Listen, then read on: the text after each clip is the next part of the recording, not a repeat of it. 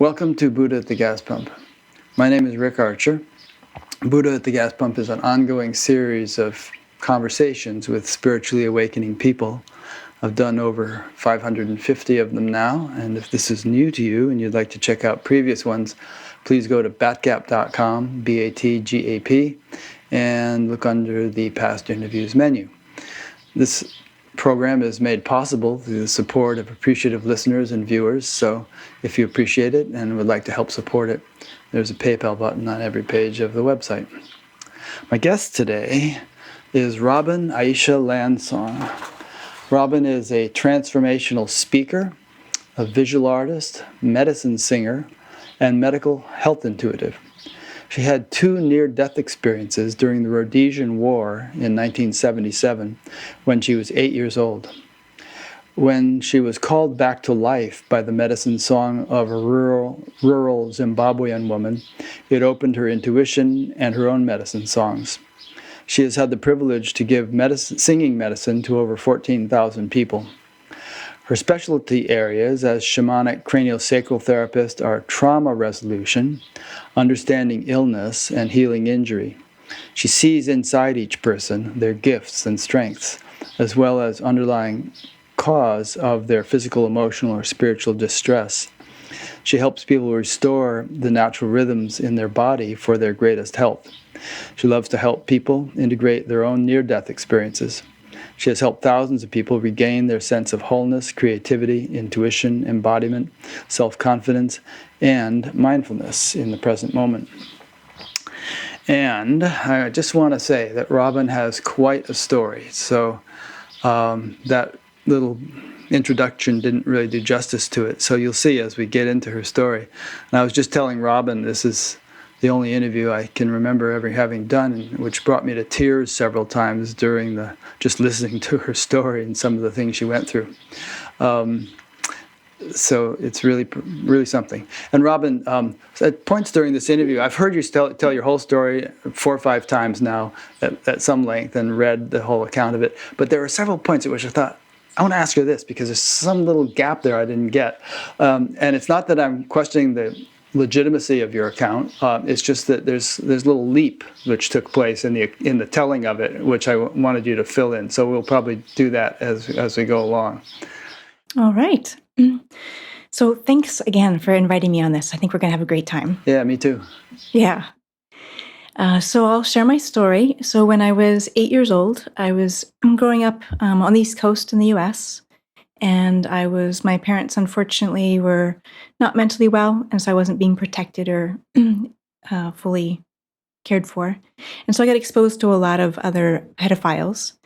And one of those men spotted me as an unprotected child and chose to abduct me. So he came to my school at the end of the day, at the end of the school year, and took me. And it was 1977, so post-Vietnam War. And unbeknownst to me, the Rhodesian Bush War was happening and had been going on for years. And that they were actually sending out kind of calls for mercenaries to come help with the white government side of that war. It was a Civil War, 3-way war. And so he took me and he drugged me. And so I can't really say, details about the transport. It was near the Philadelphia airport, which is an international airport. And when I became conscious again, I had to reorient and figure out where I was. Okay, I have 2 questions already based on what you said. And these are the main 2 questions that came up when I heard you tell your story. One is that it wasn't clear to me what this guy's motivation was. In your book, especially, you give a very chilling account of what type of person he was, and you were able to see that just by looking at him, and he proved to be that kind of person by kidnapping you like that. But if he was a pedophile, it seems like he never did that, at least not in your telling of it. So that's question number 1. Why don't you answer that before I go on to question number 2? Mm-hmm. And it's interesting because a lot of people do ask that question, so it's a great question. And so we're trying to make sense of somebody who's not mentally well when we're mentally well. So of course, anything I say about like his motivations are going to be speculative. Speculation on my part. So it is possible that he was a had maybe been in Vietnam. And one of the things that happened that was odd about that war was that so many of the soldiers fathered children. And that when they were brought back, they left those children behind, called war babies. So one of the things that he said to me kind of once we were over in Zimbabwe was kind of, why can't you be more like her? And so my theory is that maybe he had fathered a child over there, and he felt he had, and he lost that child. So he felt that he had the right to just get another child. So you were going to be his surrogate daughter or something? Mm-hmm. Because that was his big thing, was I am your father. Okay. But he was a very twisted guy, and the account in your book is much more detailed.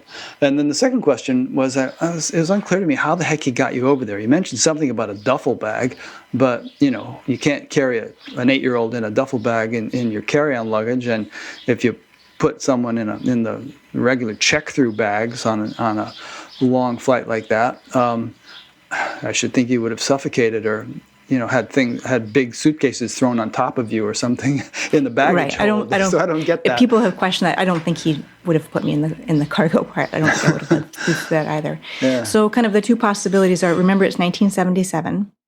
So this is well before child abuse is even on people's radar, and it's certainly well before abduction, and that's a very recent thing that's become on people's radar.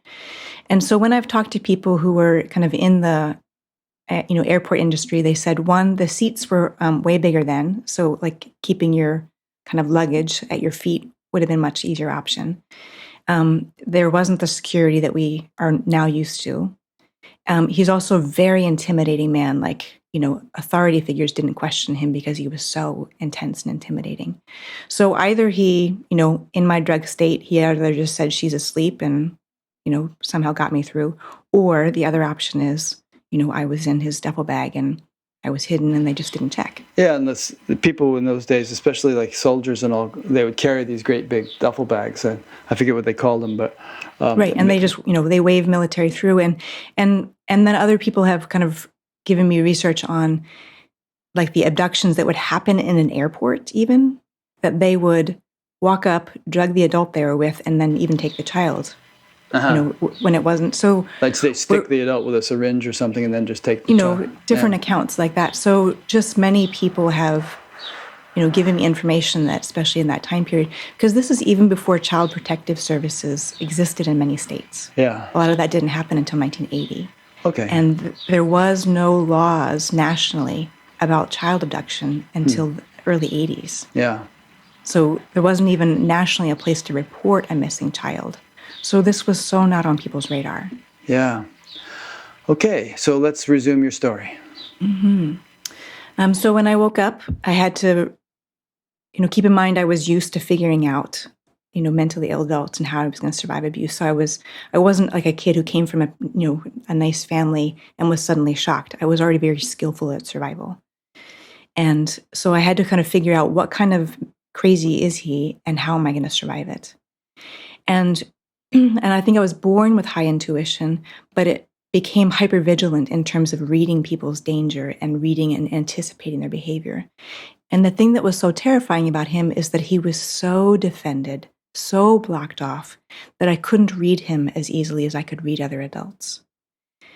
And so what happened is I was just really surviving. I was, on a military base, in his, I don't know if the word would be quarters, and he was going and doing his training during the day and coming back at night and abusing me. And at one point, I really didn't care whether I was going to live or not anymore. It was that. So he was abusing you. He was. The physical violence, the threatening me with guns. That kind of abuse. Okay. Yeah. And so one day I did defy him, and he ended up kicking me in the ribs. And I thought, I'm finally going to get to go, because my only way that I'm going to escape from him is to die. And at that point, I was coughing up blood, and I made it out to the hallway, and amazingly enough, the person across the hall heard the commotion, opened the door, pulled me in, closed the door. And so the MPs came and the military police came, and they took me to the nearest hospital. which I've been able to go back and find. And I went back and found the exact bed that I was in. And we even found the military base. Of course, they wouldn't let us on, but I was able to stand there and kind of say, yes, all the buildings are one level. It was very barren. This is the cantina. So it's been incredible for me to actually go back and retrace everything that happened. So I was hospitalized. I'm not sure how many days I was there, maybe like 3 days or so. And he came and got me, and no one stopped him. And so again, remember 1977, children are not being advocated for, especially in that time period, no war. And so he took me with him, and we drove for a while, and we went to a market. And so he did arrangements with other military people, and he basically handed me off to another man, a Black African man. And I don't know the nature of their exchange. Many people have said there's no way a Black man would have bought a white girl, but he gave me over to him. And we went on a bus, and that bus broke down. And when the bus broke down, we were all instructed to get off and finished getting to the destination by walking. And I couldn't keep up. I was just newly out of a hospital bed. My ribs are broken. I didn't really want to be alive anyway. And so the man who I was now in his care, he kind of pushed me from behind on my ribs, and I did what any animal would do, and I bit him. And so he was kind of, I want nothing to do with this girl anymore. And for all I know, his job was to take me out to the bush and lose me. I don't know. So he left me behind. The other people had gone ahead. And so I thought, now this is how I'm going to die. I'm just going to, die of dehydration and starvation in the sun, and it's going to be mercy. And I've had a miserable 8 years, and this is going to be the end. And what happened in a couple hours was a military truck came by, and there was fully armed soldiers. And I thought, no, this is going to be a quicker death, and this is how I'm going to go. But instead of shooting me, they picked me up and put me in the truck with them and took me to another place. And the whole time, my whole nervous system is convinced they're just taking me somewhere to shoot me. And so I'm starting to go into paralysis and shut down. And, I can barely hear, I can barely breathe. And when we get to the destination, they take me off the truck, and then two men have an argument over me. And one man is standing on one side, and this other man, and he is, obviously I can't understand the language, it's in Benda. But one man's arguing like he does want to kill me, and the other man's arguing as if he's, wanting to protect me. And so I just, from the stress of that, my nervous system is just done, and I just collapse. And when I wake up, I'm in a hut, and there's a woman there, and she's, I can feel she's kind of a captor of this situation too. And what happens is that the man, who I now know his name is Luca, is that he takes me out of there, and he drives me, and he drops me off near a village. It's near the river, and it's near the village. And he sets me down, and he kind of is like, again, I can't understand him, but he's kind of gesturing like, go there, little girl. And what he has done is taken me to a village where he thinks that they'll be sympathetic to a white child. And it's not unusual in this war that there would have been orphaned white children, because one of the tactics was they were trying to get white farmers out. So sometimes they were killing white farming families. And, I'm assuming they presumed I was from there and that I was, had escaped. So I spend the night in a tree by myself, and it's finally peaceful. Finally nobody's arguing over me, nobody's trying to kill me, and it's actually peaceful. Yeah, you found this big fig tree, and you slept in the crook of the branches, and Yeah, and when I went back, I potentially found that exact tree. And so in the morning, I hear singing. And then my singing is a little different than the women, but I'll just give you a sample, just this joyful, and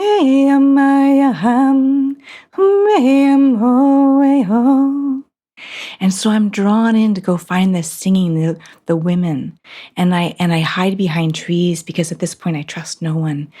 And so I'm getting closer and hearing their singing and watching that they're grinding corn. and they have these kind of pounding sticks and they're grinding corn. And it's this joyful singing.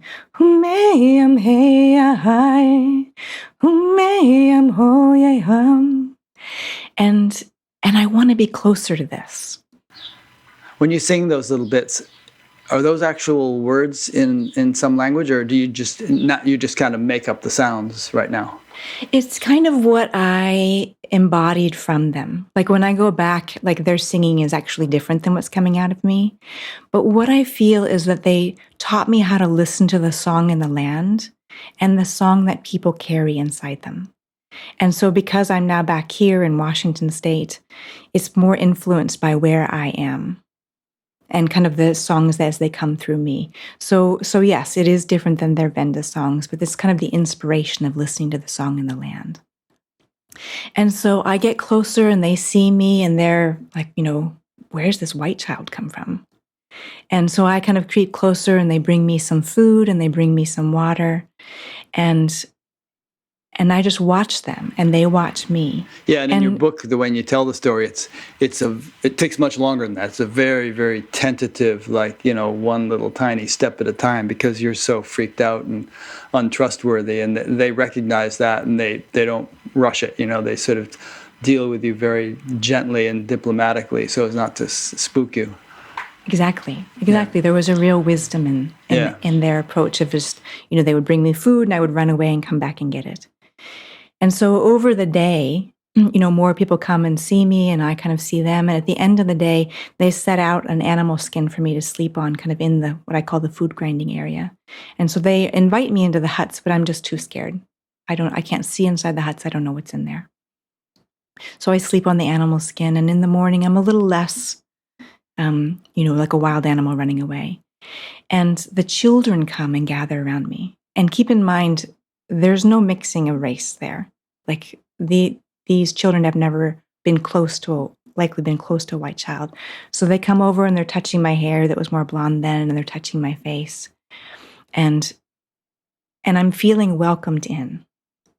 And so they take me to the fire circle. And one of the eldest girls begins to tell a story. And she's proclaiming. And I get the sense that she's telling the story of how I arrived to them. And what she's doing is she's taken kind of some of the black ash from the fire and she's rubbing it on my skin. And she's rubbing some of the charcoal on my skin and she's basically drawing on me. I'm kind of a map, and she's saying, and then she arrived to us. And so there's this celebration and the other children start putting the black ash on my face and in my hair. And it's fun. And for the first time in my life, I have a sense of belonging. And I let down some of my defenses, and I'm actually having joy with them. And one of the women that was, from what I call the food grinding area comes over, and she starts calling to me to come over to her.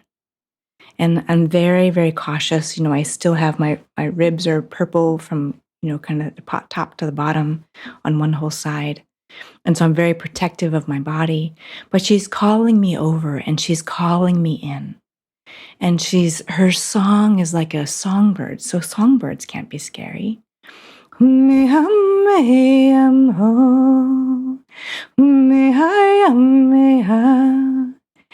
I go over to her and her song is nourishing me. And I'm so exhausted from trying to survive on my own. And I'm letting her fill me up.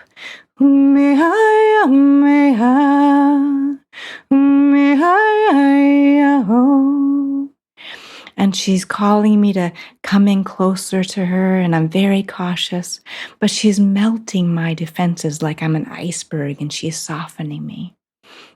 And I want shelter. I want an adult to protect me. And her song just keeps softening me.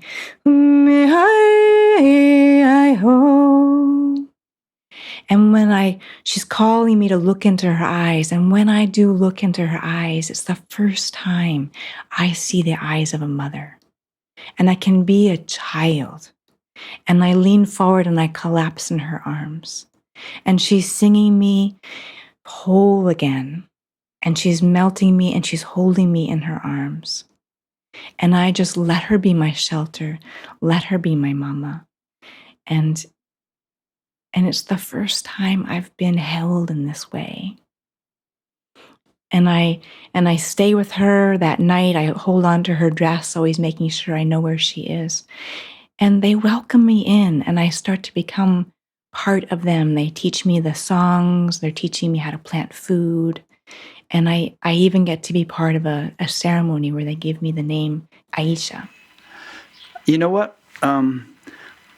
Aisha sounded very familiar to me. I thought, is there something in Sanskrit, some name in Sanskrit, Aisha? So I looked it up, and it's a name for girls, meaning divine, supreme, regal, and related to Lord Shiva. I hadn't read that one. Yeah. Which actually you're going to touch upon later in the story. Yes, Maybe I should have saved it until then, but we'll maybe leave people in suspense until you get to that part of the story. But I thought you'd like that.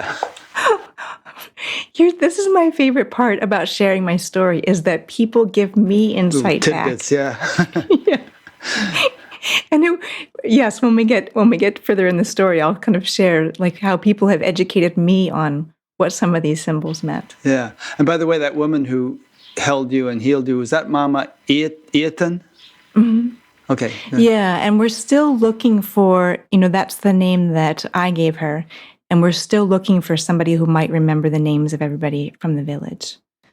And even though I've been back twice, people are very reticent to talk about kind of what happened in 1977. So it's a little hard for me to sometimes get stories.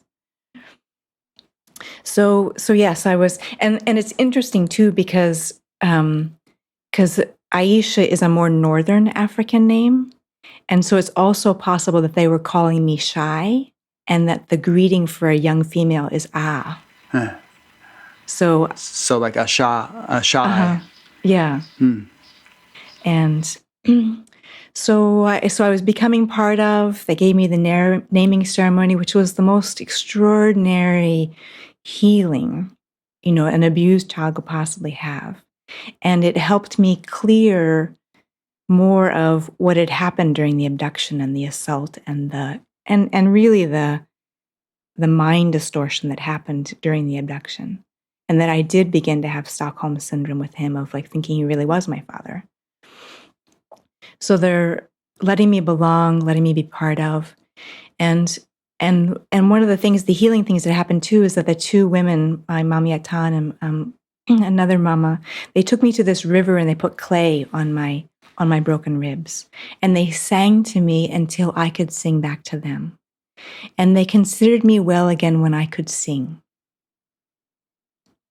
So one day I wandered too far from the village, kind of to that little creek by myself. And you had been living there about a month by this time, I think. Yeah, that's kind of our best kind of a time frame we can put together, like maybe 3 weeks or so. Yeah, because you mentioned the moon looked similar to when you had first arrived there, yeah. Right, because, no one's speaking English to me at this point, so the best I can do is kind of go by the moon. And so when I'm at this creek, and normally it's a very positive thing for me, it's where the women had healed me with the clay, it's where the children and I would come to play. And unbeknownst to me, a battle was starting to ensue in the field next to there. So soldiers were starting to gather. And I was close to that edge, and one of the soldiers spotted me. And when he spotted me, he immediately brought up his rifle, took aim. And when his gun barrel became just a circle, I knew that it was aimed directly at me and that there was no place for me to run. There was no shelter, there was no adult. And I was frozen in fear. But I had just started to turn my body when I heard the gun go off. And the bullet grazed the top of my head. And I went down. And in my heart, I thought, you look just like the people I've done ceremony with. You look just like the men who are, being good and teaching me how to plant in the field. Like, why am I so worthless to you when they're finding me valuable? And so I go down, and my whole body is starting to be like a city going into a blackout. Like I can just feel my life force outside of me, and my perspective goes out above me. And I'm seeing my life force go out in me come back in and go out. And I think, if that doesn't go back in, this is the end. And so all at once, my life force does go back in and my perspective comes with it, but it goes out a portal out the back of my heart. And I'm transported, so held. I'm transported to a place where I come out. And at first, I'm totally disoriented. I don't have any perception. And eventually, I begin to remember, oh, I have a face and I can see. And the first thing I feel is touch, and it's feminine, and the hands are loving. And when I can see her, she's black, and it feels like my sister that I've known for lifetimes. And then I can see her sister behind her. And they gesture over to the side, and they're showing me there's a huge golden sphere. And I know I could go into that golden sphere with them and be totally restored. But then I think I'm going to lose my newfound African family. I finally have family, and I don't want to leave that family. And so that wanting to still stay with my African family takes me away from that scene, and I start falling backwards. And I'm falling through layers and layers. And where I land, it's a stone stairwell. And it feels cold and damp and kind of like Ireland or Scotland on a cold, cloudy day. And I'm looking around, and there's a stone stairwell next to me and another stairwell down in front of me. And I'm trying to get up, and I feel so weak. And all of a sudden, there's an older man there. And I think, where did he come from? And he looks kind of weak himself, and he's offering his hand to help me up. And I think, he's so rickety, I'll pull him over if I pull on his hand. But I can't find another way to get myself up. So I take his hand, and he's far sturdier than I ever expected. And he helps me up, and he gestures that we should go down the next stairs. And I don't know where we are, and he seems to know this place, so I go with him. But again, I feel so weak, and there's something dripping on my shoulder. And I think it's rain from above, and I put my hand on it, and I look at it, and it's my own blood. And I realize I'm bleeding to death. And I show him, and I'm panicked. And he nods his head. He knows, he can see. And it seems to encourage him even more that we need to get down the stairs. So we get down the stairs, and there's an archway into a dark cave. And I think I had it better before. This is getting worse. Why would I want to go into a dark cave? But he's gesturing that I should come with him. And so again, I put my hand on his arm, and he's sturdy, and he's walking forward. And even though it's perfectly dark, he seems to know his way forward. And I'm very untrusting in each foot, testing my way forward. And when I get in there, it's all my own fears. It's all the faces of the people who abused me, and all my own repressed screaming that I never let out, because as many people who are abused know, it makes it worse if you let the abuser see your fear. And so all this is coming at me, and I want to run out, but he keeps me there. And all of a sudden, I can see myself through his eyes. And I'm kind of like a cat with all my hair raised up. But I can see that there's nothing wrong with me. He's not trying to fix me. And I suddenly understand that the abuse wasn't my fault. There was nothing about me that was so terrible that made the adults abuse me. And when I understand that, kind of all the ghosts of all the abusers and my own screaming, it just stops and gets peaceful. And we continue walking, and we come out the other side of the cave. And it's like the night sky is full of living stars. They feel like relatives. And I look at him, and I realize he came there just to help me through my dark cave. He could go anywhere. And he came to, be my bodhisattva, be my help to help me through my confusion. And my trust in him is absolute. And so I put my little hands in his big hands, and I telepathically, we don't need to talk, ask, where are we going next? And he looks at the cave next to us, and he says, kind of nods, we're going there. And so I say, okay. So together we leap off this cave, and it's not like falling fast. It's like gently You leap falling. off a cave or you leap off a cliff? Oh, I'm sorry. We leap off the cliff. Yeah. Thank you for the correction. And so we're gently falling, and we go from night sky, where these stars are like living relatives, into sunrise. And there again is the golden glowing sphere, so much bigger. And he again telepathically tells me, go there, go inside that sphere, and you'll be returned home. And so he flies on, and I have this newfound confidence that he had inside him, now inside me. And I think, oh, I want to tell my African family all about everything that's happened so far. And then as soon as I remember them, I remember my attachment to them, and I want to be with them again. And I think, well, I could go to the golden glowing sphere, but I need to find my family. And so I look down, and there's a green grass field below me. And so I direct myself to land there. And when I land there, I get very scared that something's happened to them. And I start running around, calling out for them. And the grass is getting taller and taller. The more my confusion and my panic gets, the more the grass becomes like a forest for me to get through. And I call out to them, and I'm scared that maybe they've been hurt and they're down on the ground. Maybe they're bleeding and they need me to help them.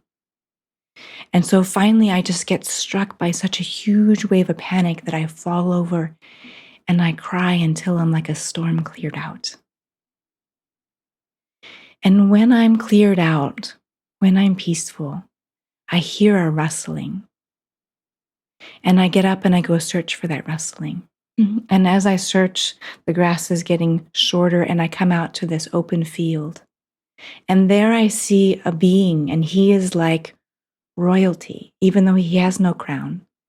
And he has like a simple felted coat on, and he has a sheep herder staff. And I run to him, wanting to ask him, how can I get back to my African family? And in his presence, I feel no disturbance. In his presence, I can't even remember why I would ever be disturbed.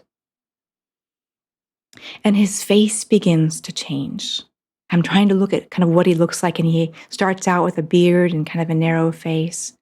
And then his face changes to someone I don't know. And then his face changes to a lion. And I think, oh, I would love to show this lion to Atto, one of the men from the village. And then his face changes to Atto. And my heart blooms open with all this love. And his face changes again to someone I don't know. But I still have the same amount of love. And I thought, I'm more capable of love than I realized. And he switches back to his original face, and he puts his forehead to mine, and I can see as he sees. And it's like all of us are a gem, and we're connected by living lines like golden spider webs. And it's this huge matrix of living lines. And we can strengthen those lines of connection with our focus and our loving kindness. And he takes his forehead back from mine, and I can see his face again. And my trust in him is absolute. And again, I ask, where are we going next? And he shows me kind of this portal, this tunnel. And so I lean my being, my essence into his. And I begin to reside in him, with him. And I'm closer to the divine source that created both of us than ever.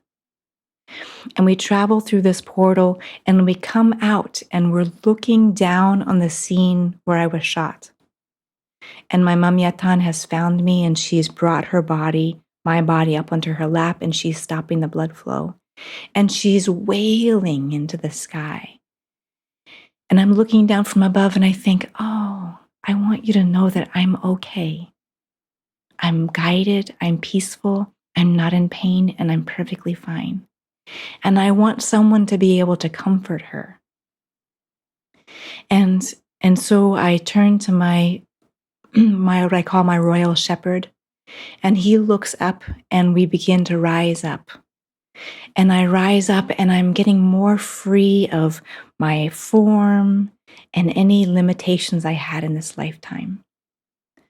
And I continue to cross over, and there's beings that are continuing to purify me. And I'm going through veils, I'm becoming lighter, and it's thought that connects me to every living thing around me. Even the tunnel has a life force. And I know I'm going home to the great heart where I will be received, and I trust all beings are received there. And I continue on towards the great heart. I'm becoming softer. It's even harder to discern like what's me and what's everything else. And right then I hear singing. And I recognize this singing as my Mamyatan, her calling song. And when I look back towards, this direction is the great heart. And when I look back to the source of the singing, towards, where I was in this lifetime, I can sense that she's called on the ancestors in the land to make her song so strong that it has reached through the veils to where I am now. And her calling song, her medicine song, reminds me that I haven't done my purpose, which is to sing medicine songs like she has done for me.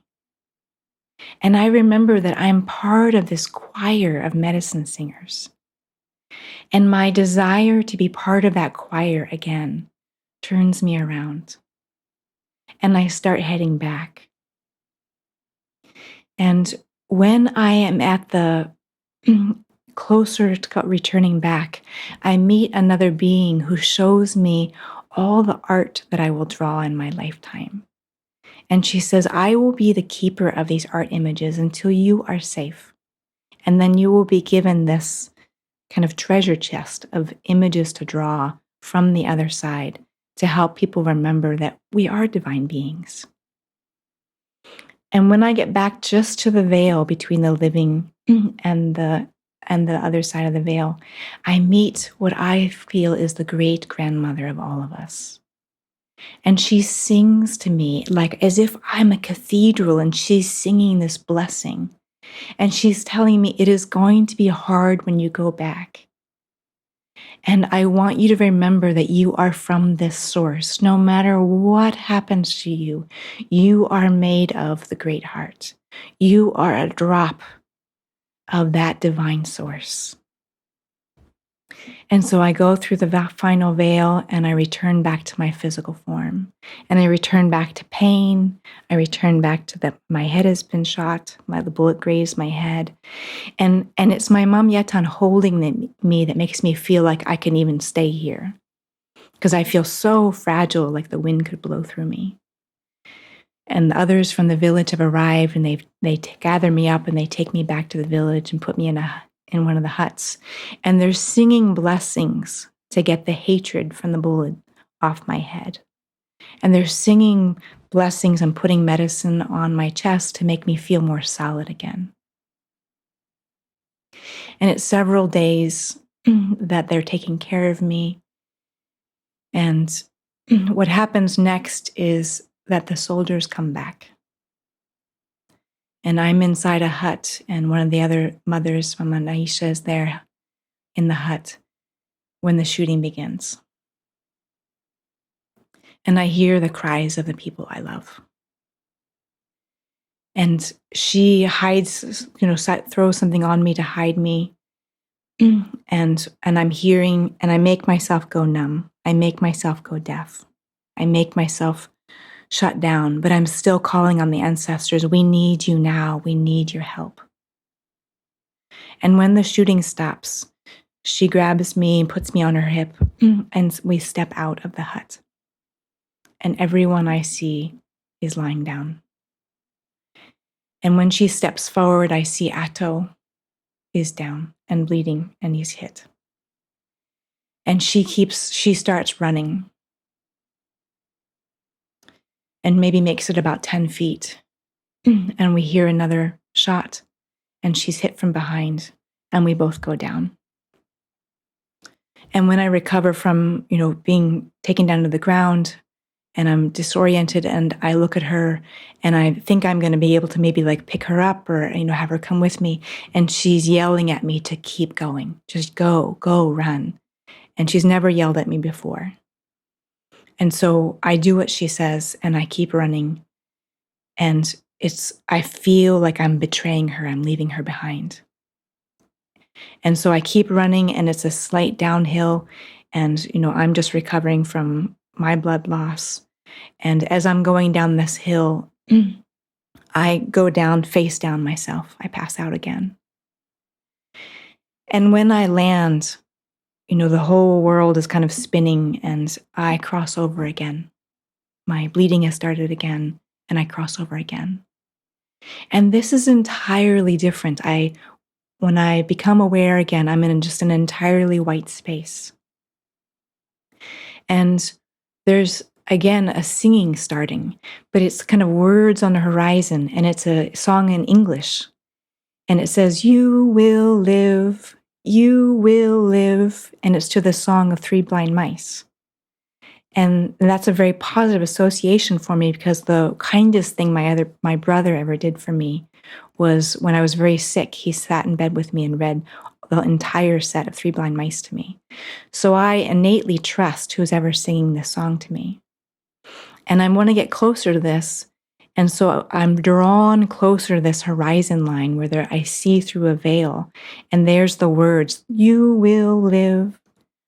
And, I have a brain injury, so my comprehension is kind of low, but I finally realize, oh, this is a message to me. I will live. Did I die again? And I look around, everything's white. I don't have a body. Oh. And then I want to know who's singing this to me. And I'm trying to see through the veil. But what I see first is like a record player.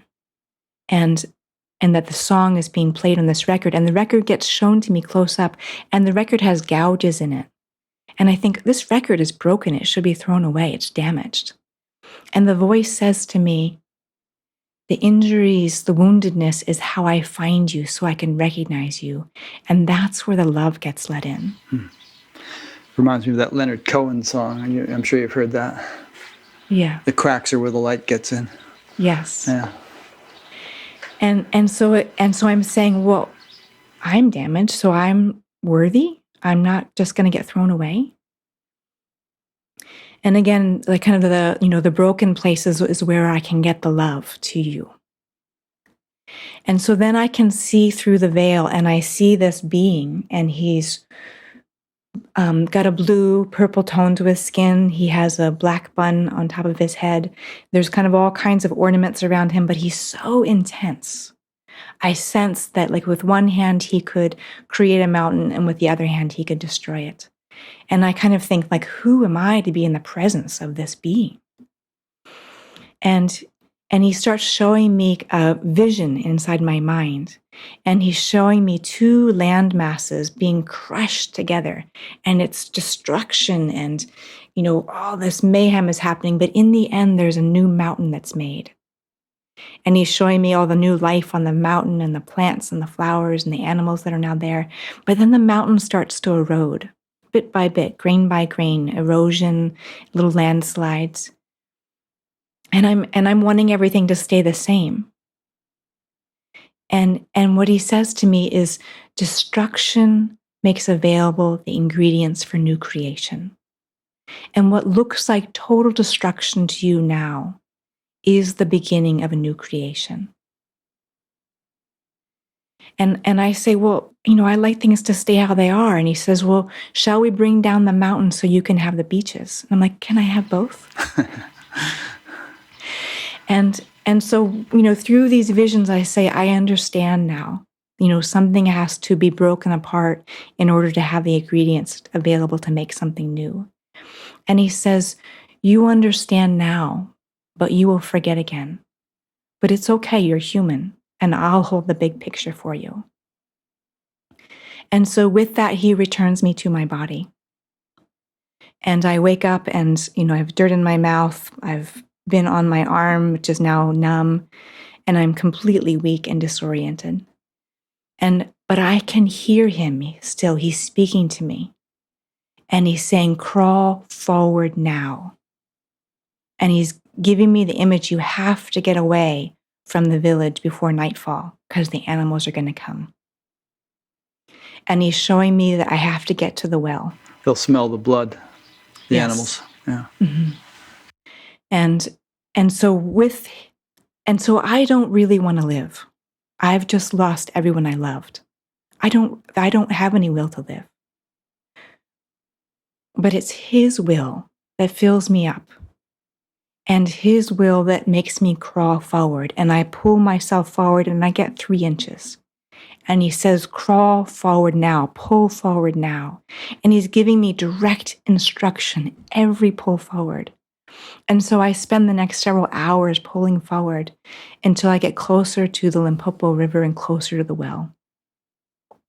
And his plan is that somebody will come to the well in the morning and find me. And so I spend the night, I kind of cover myself with sand to kind of block the wind. And in the morning, kind of the same thing, I get directed by divine source to get closer to the well. And in the morning, a woman named Mialucy comes. And incidentally, we mentioned Lord Shiva earlier, but the guy with the shepherd's crook, you eventually felt that that was Jesus, or may have been, and then the guy with the bun on his head and the tremendous power who was talking about creating and destroying mountains, you felt might be Lord Shiva. Mm-hmm. You didn't mention that in the telling. Right. And what I love is that I'm a white girl from the East Coast having my near-death experience in Zimbabwe and wasn't raised Christian. And I see Jesus and Shiva. Right. Very multicultural. So when people say, people have their near-death experience based on their religious training, like I wasn't exposed to anything Hindu growing up on the East Coast. So you wouldn't have interpreted it as Lord Shiva at that time, but maybe no, now. I had to look that up later. Yeah. And as I'm writing my book about all of this, the whole scene about the being in the field, I was kind of saying to my husband, was my content editor in the beginning, really drawing the story out, and he was raised Christian and I was not. And he said, well, tell me more about this character. What was he wearing? And I said, well, like kind of a felted robe with like wide sleeves, and he had a sheep herder staff. And he kind of looks at me and I said, is that somebody important? And he says, the Lord is my shepherd. I was like, right. Oh. So I did not have any preconceived ideas. Irene, would you get me some kombucha? So Mialucy came and she put me on her back and she took me back to her homestead. And it was an incredible risk for her to take in a wounded white child. Because on one side, she could be accused of siding with the enemy, the white government. On the other side, she could be accused of abducting a white child, which for a Black family would be a terrible crime. Okay, now this is a new woman that you hadn't met yet. She just found you at the well. Yes, she found me at the well, and I now know her name is Mialucy. I see. And so she hid me, and they actually even kind of covered my face. They say they put shoe polish on my face to hide me and dressed me in indigenous clothes. And when one of her neighbors saw that she had a wounded white child, they said, "Don't bother with her; it's too dangerous." And she said, "I won't throw her away. She's a living human being." And so it is that courage that is the reason I'm alive. She could have left me at that well, and I certainly would have died. And so it's her valuing of me, even though it was a terrible risk to her family. And I did find out later, so her granddaughter is Miamu. And in my book, I call her Girl Who Smiles Like the Sun, because I didn't really comprehend everybody's name at the time. And so they took care of me. And they eventually got me, they kind of talked to some white people across the river, and they said, we found this wounded white girl. What should we do with her? And they said, well, we're the closest white people, so give her to us and we'll find out, where her parents are. They had no idea I was American. So they actually took me across the Limpopo River, gave me to a white farming family who took care of me for maybe like 4 days or so, I became very sick. I probably had an infection. They ended up taking me to a hospital in Polokwane. And from there, I was treated for my infection, and they got me to tell them, who my parents were in America. We haven't figured out what agency contacted them, but then a man came and got me from the hospital and was my transport on the plane back to the Philadelphia airport where my dad picked me up. I take it that Landsong wasn't your original name. You've adopted that name, right? I mean, as a child, you weren't Landsong. Yeah, it sort of fits what you do now. Yeah, it was interesting. I came about with that when I was in total crisis, when I started having memories of the trauma when I was about 19. Like it literally just came through. I could no longer function. I had to go into a trauma treatment unit. And when I was in a women's shelter after I did 2 trauma treatment centers, I just did prayer and I said, "What's my name? Show me my name." And I just did prayer for night after night. And I kind of wrote different things down. And then finally, when I wrote down, I had kind of a vision of kind of a whole council. And they said, "Your name is Landsong." And I didn't even sing then. And so I said, "Okay, my name is Landsong." And I went and changed my driver's license and changed my bank account and kind of began my new life. Okay, good. Okay, you just got us back to Philadelphia. I think it was W.C. Fields who, on his gravestone, it says, "All things considered, I'd rather be in Philadelphia." Okay. So you ended up coming back to your original family after this. Do you have any idea how long you were gone? As best we can put together, I think I was abducted like probably around the first week in June, or like maybe I think we've kind of decided like June 12th is about when school ended. I tried to look up the records, but I couldn't find school records for when the last day of the school was. And then I know I was around for the beginning of 3rd grade, so I had to be back by September. So I think I was brought back like mid-August or late August. Huh. So that would have been wintertime in South Africa. Dry, dry season. I'm asking kind of trivial questions, but I like these little concrete details to fill but things in, it is very important because the rivers would have been dry when I was there, and we would research that it was a flood year the year before and in 1977. So that's why there was water in that creek, and then certainly in the Limpopo. Yeah. I had a record when I was a child. It was of Rudyard Kipling stories, and I remember there was one story about a crocodile or something, and they kept saying the great green greasy Limpopo River. Right. Yeah, and it is murky, and there are crocodiles in it. So yeah. How was your homecoming, and like what did you ever learn, like what your parents had thought about your disappearance and what efforts they had made to locate you or anything like that? My homecoming was very traumatic, and as many people who have gone through have a generational abuse, that there's a lot of silence. And kind of the rule was if we don't talk about it, it never happened. And so, here I am, I've come home, I have a brain injury, I have broken ribs still. And when I tried to talk about it, and I might have said something inflammatory to my mom, like, I have to get back to Africa to my real mother. And she hit me across the face. And and like my brain is still inflamed. And so I just crawled under the bed, and I just remembered, I just have to not talk about the truth in this family.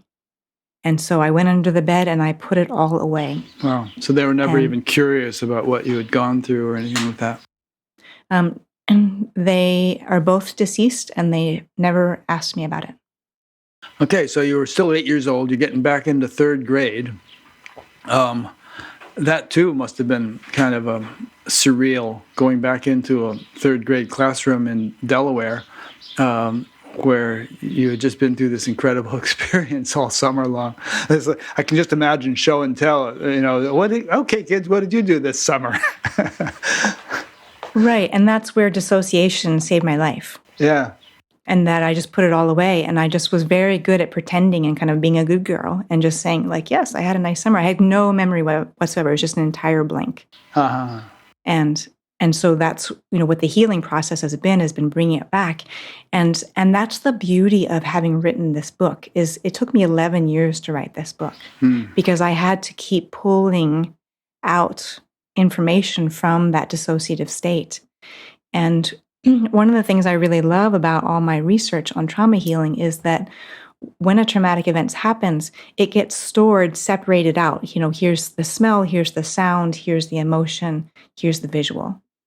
And so that's part of why it took so long to bring it back together was, doing therapy, my husband working with me on bringing it back into not only being cohesive, but in something that would be, I could make meaning of it. So I'm giving people not my raw, unprocessed trauma, but I'm giving them a meaningful story that I've metabolized through my body. And I'm now giving the resolution and the gift part of the story. Yeah. Yeah, I mean, it might be worth mentioning some of the stuff you went through as a means of healing. I've done a number of interviews about trauma. There was one with a woman named Julie Brown Yao who specializes in helping people who've been traumatized. But your degree of trauma is pretty high up on the scale, and to put it mildly, and I can't imagine what you must have had to go through in order to heal it. It might be, I think, inspiring and helpful for people to hear some of that in more detail. Mm-hmm.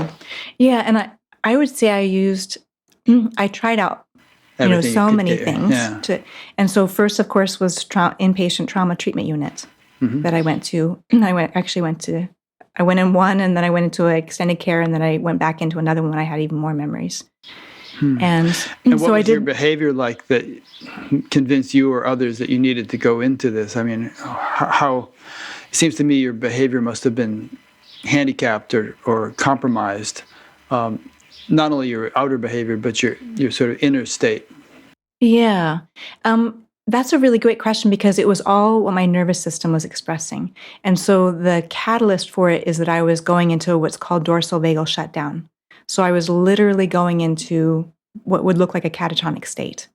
And my heart rate was undetectable and my breathing was undetectable. Wow. For how long? And so, let's see, I've had my heart started twice. They had to use the paddles on you? Mm-hmm. Huh. And I just want to say, just in case anybody has to watch that, when you're actually dead, it feels good. Yeah. Just so you don't feel bad for the person. When they start coming back and they start being in their body again, it starts to feel bad. But when they're actually totally out, like I was, in the tunnel and they were, using the paddles, and it would bring me back more, and it felt great until I was back in my body. Yeah. So when I was in college, like when I was a teenager, it happened, and they had to resuscitate me. And then also when I was in college, I went into that dorsal vagal shutdown, and I had to be paddled back to life. And what happened was when I sat up before I was coherent myself, I started just spilling verbally the abuse trauma and things. And everybody was so horrified. Saying things that had happened? Yeah. Uh-huh. And everybody was so horrified they wouldn't even tell me what I said later. So that, that was the beginning of what sent me into, like, I was no longer a college student. I was a, inpatient trauma treatment. And so when I got out from that, I relocated across the country and never went back to my family. And so I did therapy like 3 times a week. And eventually, when I could tolerate body work, I did craniosacral therapy, massage with a very informed, trauma-informed massage therapist. I did yoga. I did continuum movement, acupuncture, Feldenkrais. Guided meditations were a really great thing because I had control over it, and kind of when body treatments were too much. So and then of course the big thing, and I really like to get this across to people because it's not as commonly known, is when I started taking herbal adrenal support. That was a huge key in transforming my post-traumatic stress, because the adrenals and the kidneys get very exhausted by trauma. And our therapy isn't going to go as well if we're on this really shaky platform. So people can look up herbal adrenal support. There's, rhodiola, licorice. There's different adaptogens. They can see an herbalist, naturopath. And that's been huge for so many people, and especially other near-deathers I've talked to who had, a physically traumatic event, that they got ground underneath of them once their adrenals started to be nourished by some adrenal supports. And I was also impressed that you actually got into college. I mean, you must have, again, been sort of handicapped by everything you'd been through. And obviously you're a very intelligent person, so that must have enabled you to get in. But it was impressive that you were able to be that functional as to get in there. Yeah. Did you not finish it because you ended up going to the West Coast and all that stuff? So I had 2 years when I had my breakdown, and then I did my trauma healing just took all my time. And then I finished my 2 years after I was kind of functional enough. And the interesting thing is, for a lot of people, we flip into over-functioning. We flip into being high achievers, overachievers, which has detriment to it too in terms of, exhaustion. Yeah. But so that's what I did. I was an honor roll student. I was an A student, and I did overachieving. And so that's actually taken me years to dial that down and not be so hypervigilant on overachieving. Yeah. Do you still have any residual traumatic incidents, with stuff still bubbling up? I'm definitely very careful with my nervous system. I kind of consider that I'll be on adrenal supports for life. My ribs are still a bit of a problem. My low back is injured. My knee was damaged. But I tell you, when I go to near-death conferences, I look around, I'm like, ooh, I got it good. I have all my limbs. And so I definitely always, I meditate about an hour a day just to really continue to invest in my nervous system. I do things like hyperbaric oxygen chamber. I spend a lot of time in nature. So I think I'm always going to have a kind of a high maintenance nervous system in terms of always needing to invest in peace. And, I don't watch scary movies. I do rock climb. That was actually really, really helpful in reclaiming being able to be scared and move rather than scared and freeze. So there's all kinds of programs of rock climbing helping people from trauma or soldiers recover. Well, I hope you do that really, really safely. Yep. I'm not one of the big risk takers. No free soloing or anything No like that. free soloing. I'm on a rope. I don't lead climb. Yeah. I'm the more conservative end of it.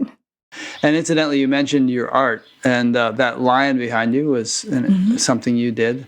It's woven right into the fabric, is it? Yes. Did you do that with needlepoint or something? How did that get in there? You're giving me a little more credit. So I did the drawing, and then I make a high-resolution file of the drawing, and then I send it to a weaving company. And they are able to weave it in with a computer thing. Yeah, and so it's like if you flip it over on the back, it's got the reverse of it. So it's not printed on, it's actually woven. Huh, that's really cool. So it's kind of fun for me to discover like all the different, like I have mugs, and you can have it on T-shirts, you can have it on your iPhone. So it's kind of a fun time period to live in terms of being able to print art on all kinds of things, which actually is available on my website. Yeah, I've seen some of those. You're a good artist. Did you ever have any formal training in art, or did you just figure it out? That's what I did my bachelor's degree in. Okay. Finished my social sciences and fine art. All right. So now you ended up, eventually you met your husband, John, and at a certain point, and there was an interesting story about how you wrote this 7 pages of this book, and you thought that was it. And then you showed it to John. He took 2 hours to read 7 pages.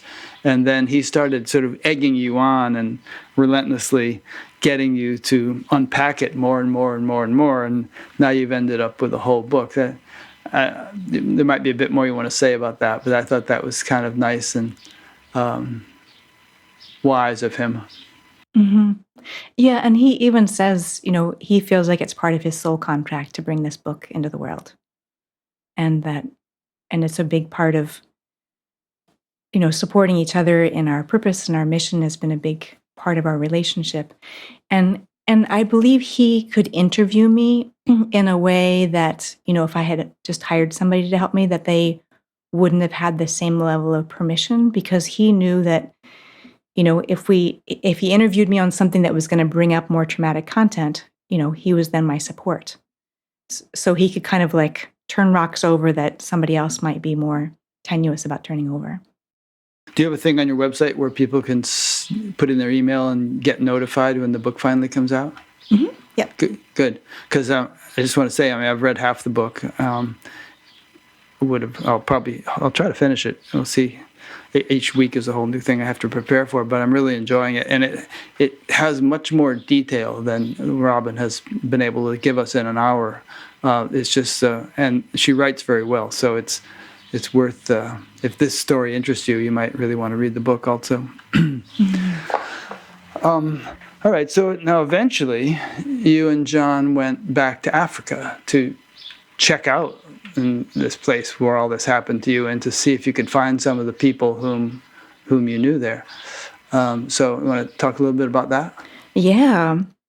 So we did kind of an epic search of trying to find like precisely where I was and then finding people.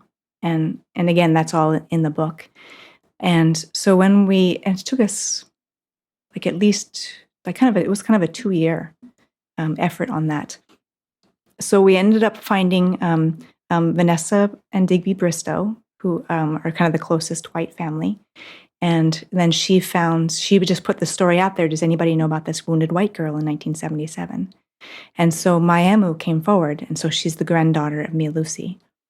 And so we purposely, when we were doing our search, didn't tell anybody where I was shot, so that we didn't want kind of false stories coming through. And so Vanessa was interviewing Miamu. And when Miamu did this, the gesture of where the wound was, we knew that she had to know that directly firsthand for herself. And I got to watch this video, and it, obviously her face was different from, 40 years later, but I recognized her gestures and her smile. And when we met, it was just this incredible reunion. And talk about divine alignment of like coming together. We hadn't even kind of formally arranged when we were going to meet. Like literally, John and I were just driving in. Vanessa had picked us up, and we were driving in. And who's coming out on the road but Miamu and 2 other women and I think 3 children on a donkey cart. Do you want me to play that? Sure. Okay, I'll play that clip now. Hello. Oh.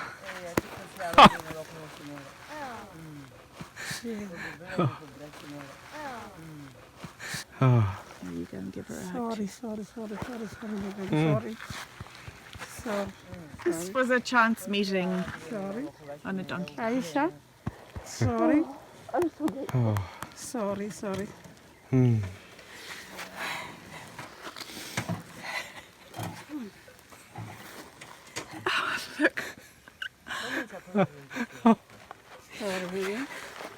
Look. Sorry. Tani madam. Yeah. Who done? Rono Tani. Yeah, this is John. Okay. This Hello. is Can I give you a hug? Hello, John. These are really old friends. Wait a minute, I want this other side here too. There we go.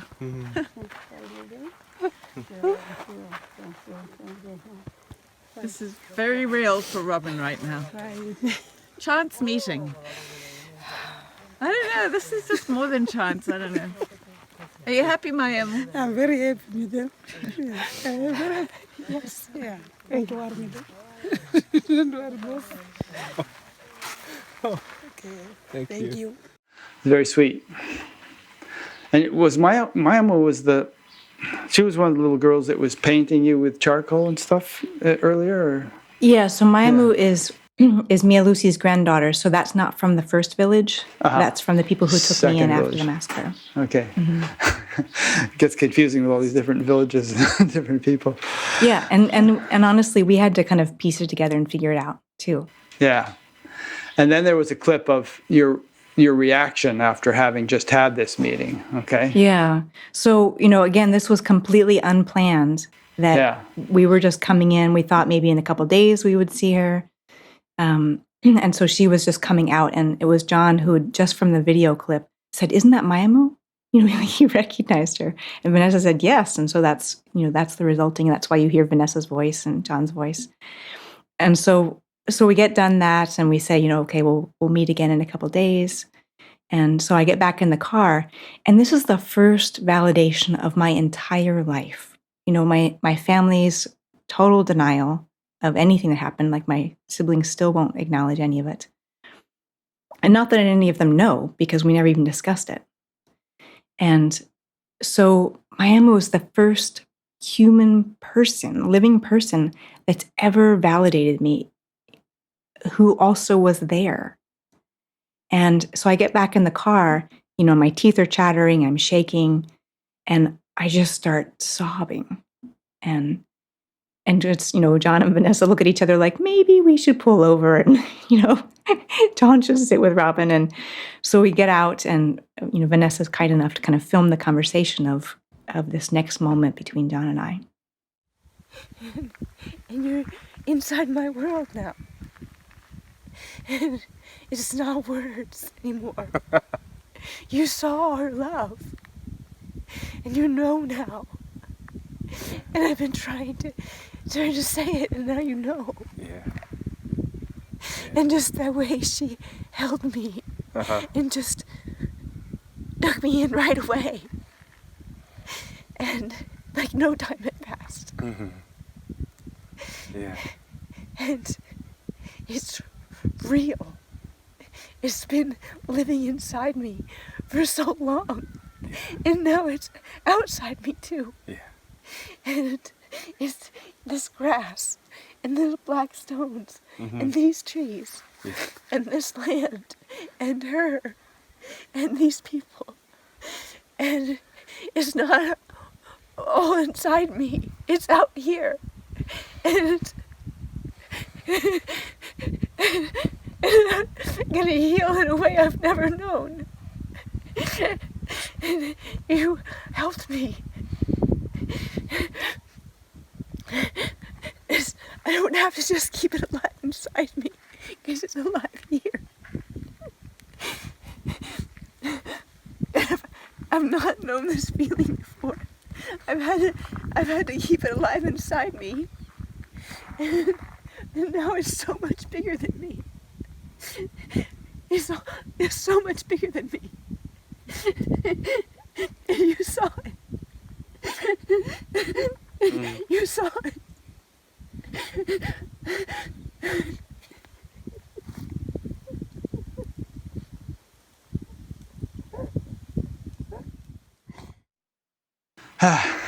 That one really gets to me every time. Can't watch it without starting to choke up. It's beautiful. Yeah, I'm so grateful for Vanessa for thinking enough to record that so we could share that with people. Yeah. So the whole gist of your story, the whole kind of flavor or theme of your story is that you have a purpose, and that's why the beings that you met during your near-death experience said, you will live. You have to go back. You have something to do. And a lot of near-death experience people get that message when they're on the other side. You're not finished here. Some of them are given a choice, like say, okay, you could stay here if you want, but you have things to accomplish back there. And usually the way you hear this from people who actually have come back, so perhaps that's why they chose to make that choice. But it's always like they kind of like to stay, and in fact they really like to stay in many cases, but there's this thing they're supposed to do, and they think, oh, okay, I'll come back, I'll do it. So you are doing it, and a large part of what you're doing is you were almost kind of initiated into it in those African villages. All the singing and the healing through singing. You experience that firsthand as a recipient of that healing, and now you're doing that for others. So it almost seems like you could have had a near-death experience in the United States for some reason, and but that wouldn't have been the right introduction to what you were actually going to end up doing with your life. Hmm.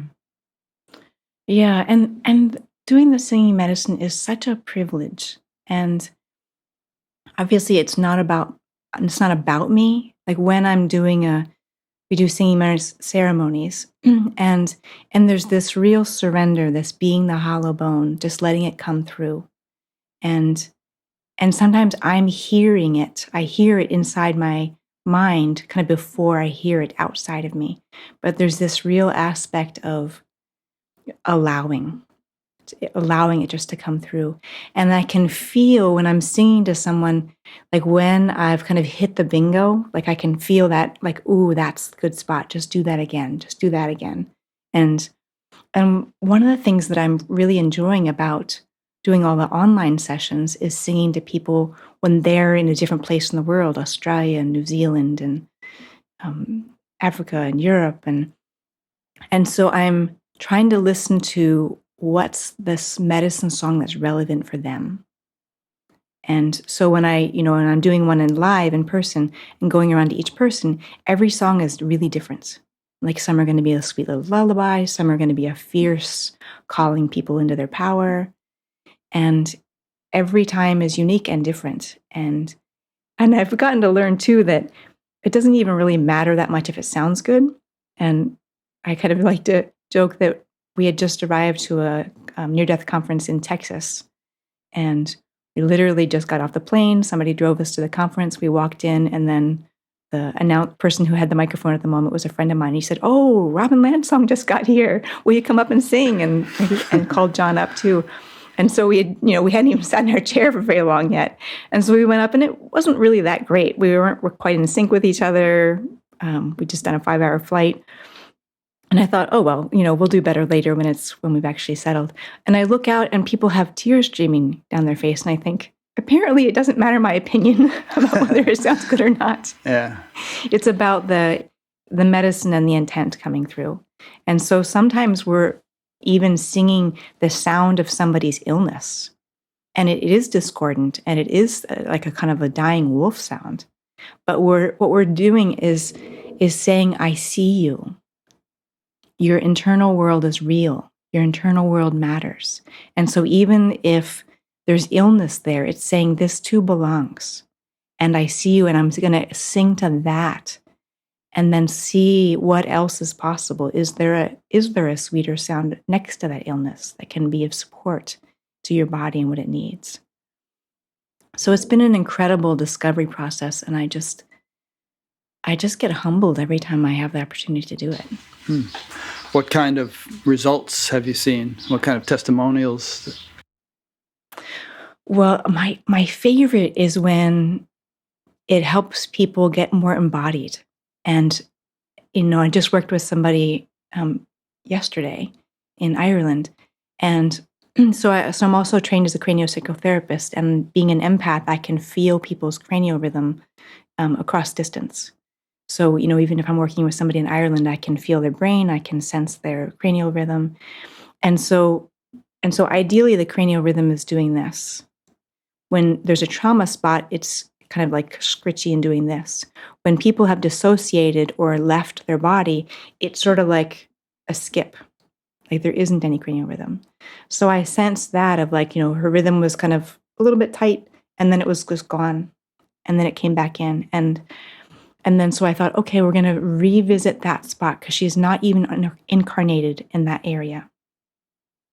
And so I was focusing on that, doing the singing medicine, doing the empathic craniosacral. And she heard, it's okay to come in now. And she experienced a huge light coming in, so much so that she wondered like if there was like headlights coming in her window or something. Just my favorite. People are like, did you turn the lights on? What happened? And I was experiencing this incredible like surgence of like occupying like her life force, her vitality coming into that part of her brain. And what happens is, dissociation helps people survive. But when people don't come back in afterwards, whether it's a near-death experience, a trauma, extreme stress, when we either compress our life force inside ourselves, or it's in our field, or whether it's further out, or whether it's even still on the other side, we don't have that life force, that vitality to fund our physical body, and we get sick, or we have some area of low function. So we have to bring home that life force. Some people call it a soul retrieval. I'm not fond of that term because I think our soul is fine. I call it a life force retrieval. And it is our energy that animates our physical body, and that we need that here. And I'll share one more story that's one of my favorite. Again, it was at that near-death conference in Texas, and we did a singing medicine. And I met this woman earlier in the hall, and she had her near-death experience when she was a girl, and she had drowned. And she said to me, and she was maybe late 60s, and she said, "I've been waiting to go back ever since." And it kind of broke my heart because I could feel, she just was kind of disengaged. And, I'm sure that affected her relationships and, maybe even her work. And so fortunately, she came to the singing medicine group. And when it came her turn, and I approach her, and so I read each person, and I'm asking myself, what's medicine for this person today? What are they ready to heal today? And what increment and what dose? And she felt like a ghost to me. She felt like a shell.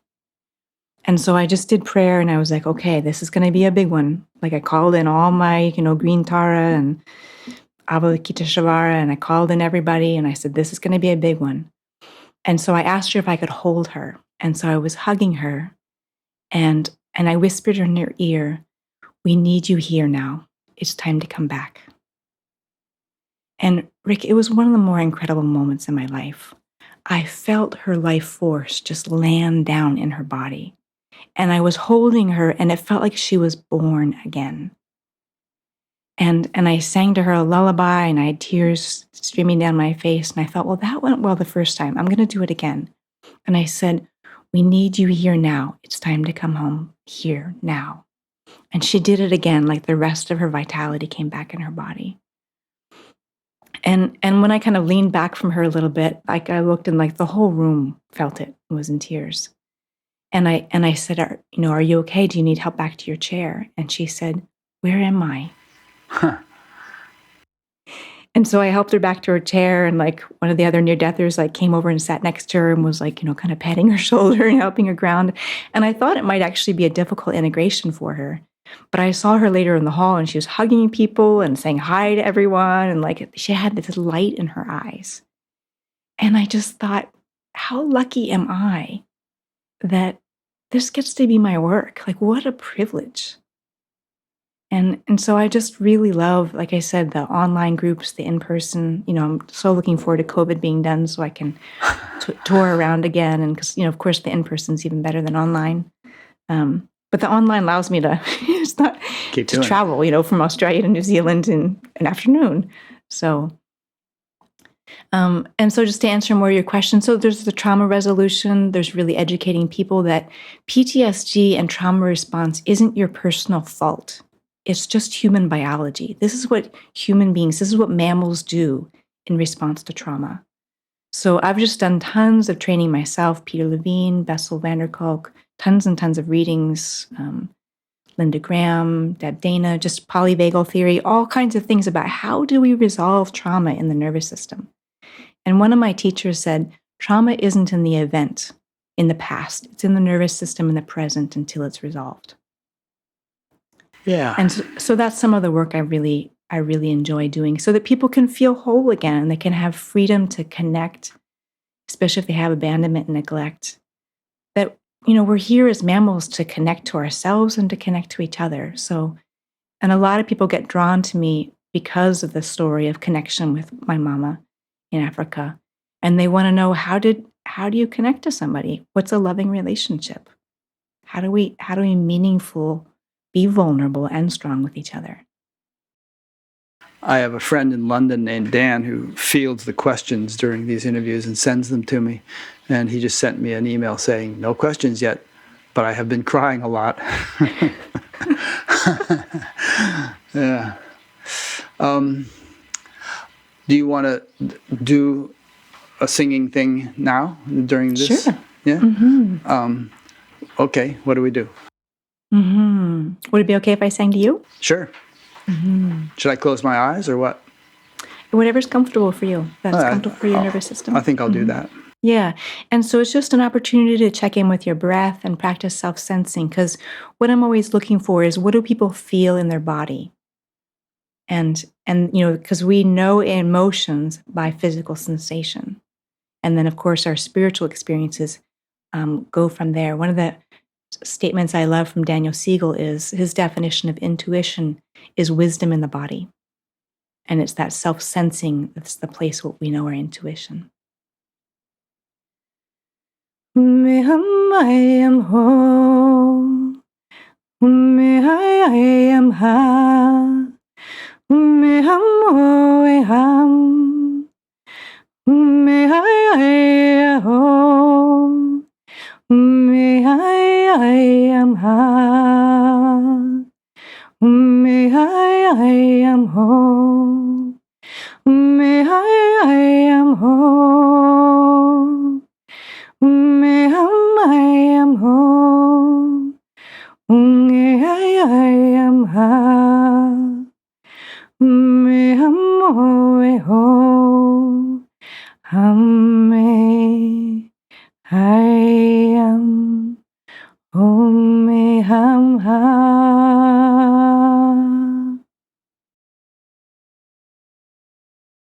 Thank you. That was nice. Mm-hmm. And was there anything that you did notice in your breath or body? Well, I do have a headache today. I've had it all day. It was soothing to close my eyes and settle in. I'm used to meditating a couple hours a day, so I'm used to kind of tuning in and settling down and so on. But I could sit for an hour and have you do that. It's just very, it's nice, and yeah, and it's also pretty universal if you think about it.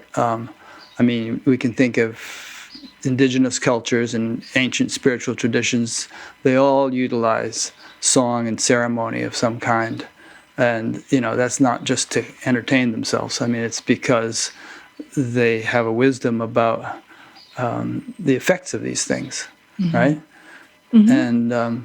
And I'm sure that, and different ceremonies and songs for different effects, I know this is true of South American cultures, Native American cultures, Indian Vedic cultures. They have all these elaborate yagyas, they call them, and Vedic ceremonies, which are supposed to produce very specific influences, either, in a broad sense or even for some specific individual on the other side of the world.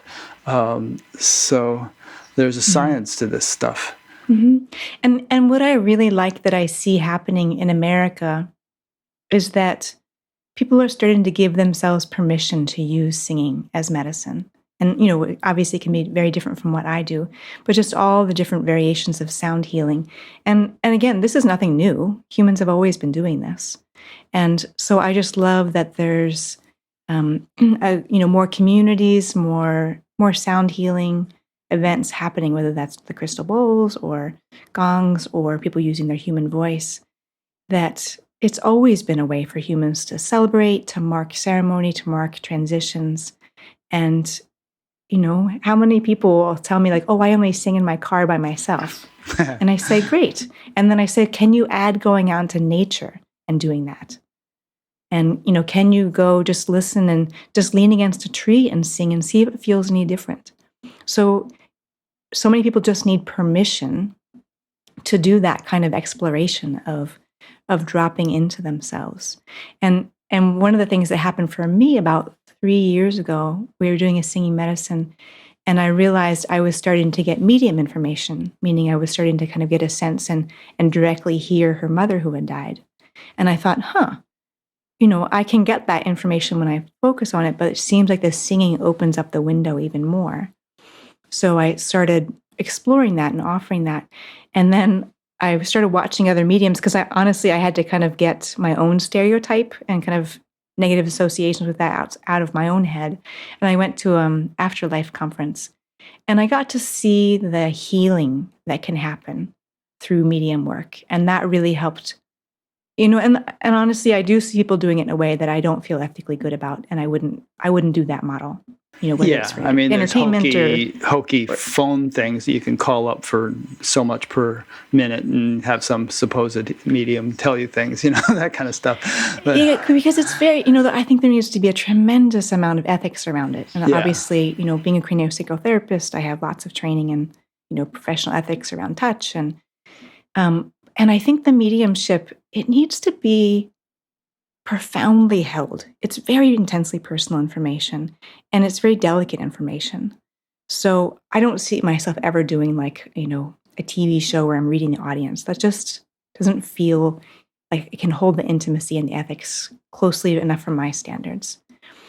But as I started doing this, I was kind of watching other people, and I was actually watching Tyler Henry who scribbles as his way of kind of opening up his brain. And I was watching his scribbles, and I thought, what the heck? I draw. I can do this.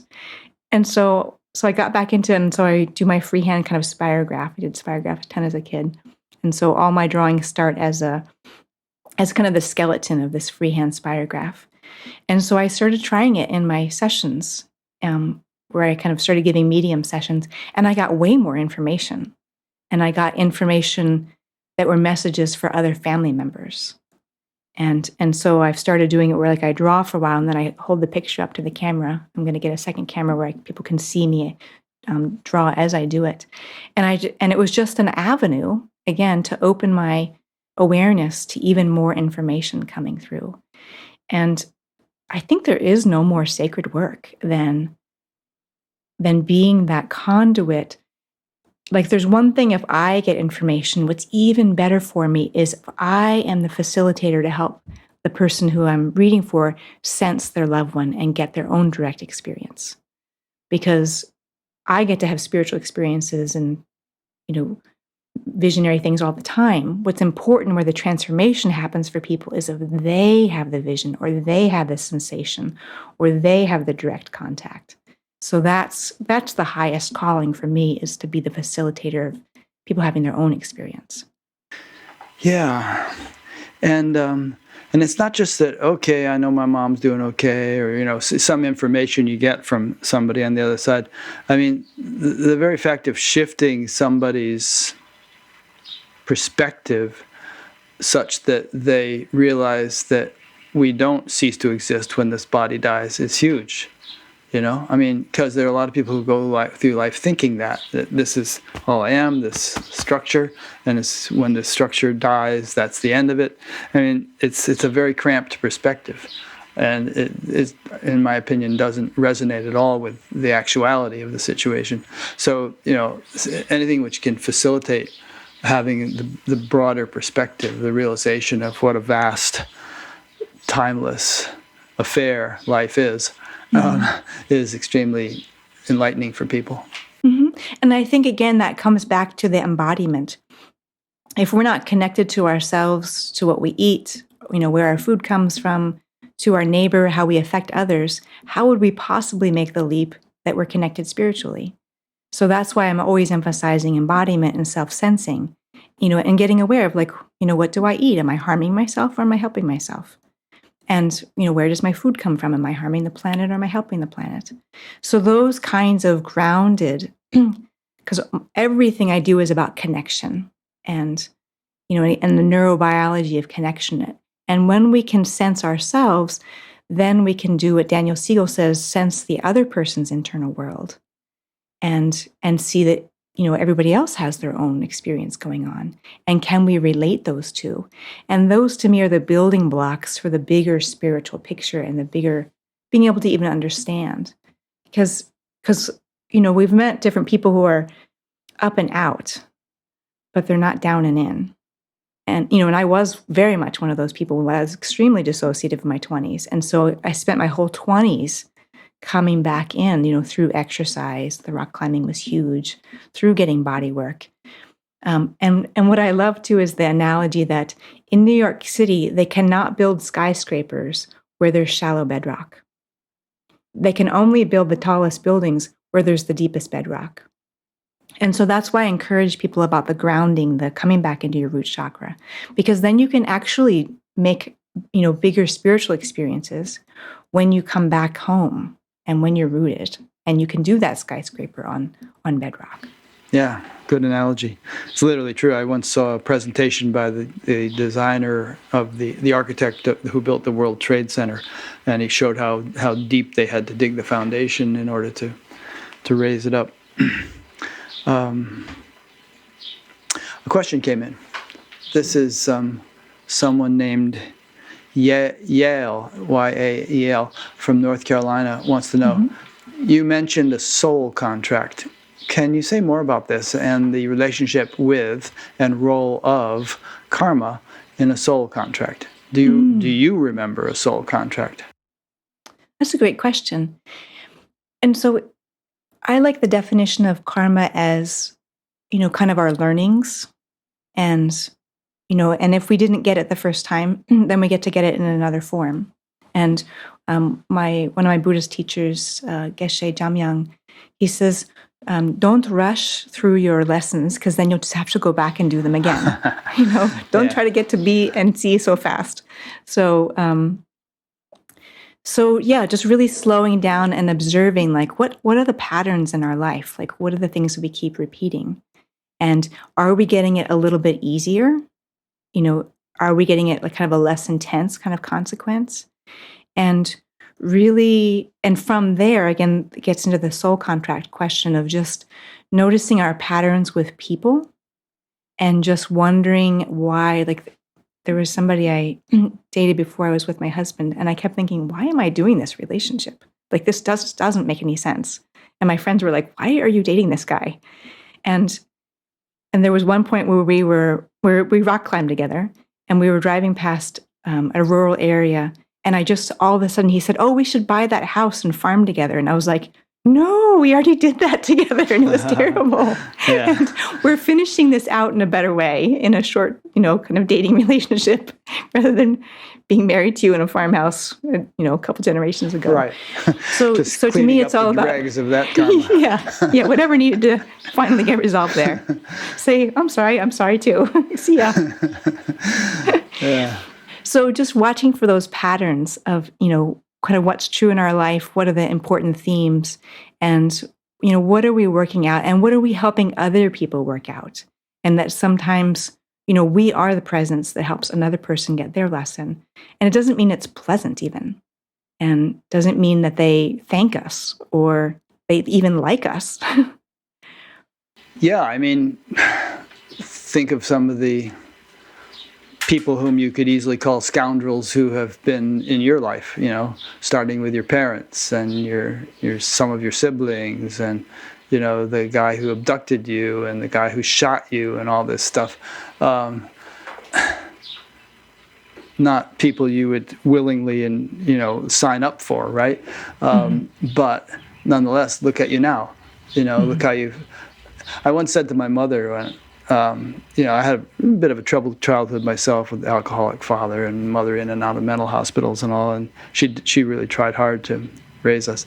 But I once said to her when I was kind of doing much better, having been meditating for a few years, and she came over to Switzerland and joined me there for a while, I said, Mom, whatever you may feel about our growing up and whatever role you played in it, I really want to thank you, because I'm really happy with the way my life is turning out. So you must have done the right thing. Mm-hmm. Yeah, and just like you're saying, that it doesn't mean that sometimes it is the difficulty that breaks us open to find out what else we're made of. Yeah. And I kind of. And here I want to say an important thing, that when I was early on in my trauma recovery, I did not appreciate when people told me I chose my parents. Yeah.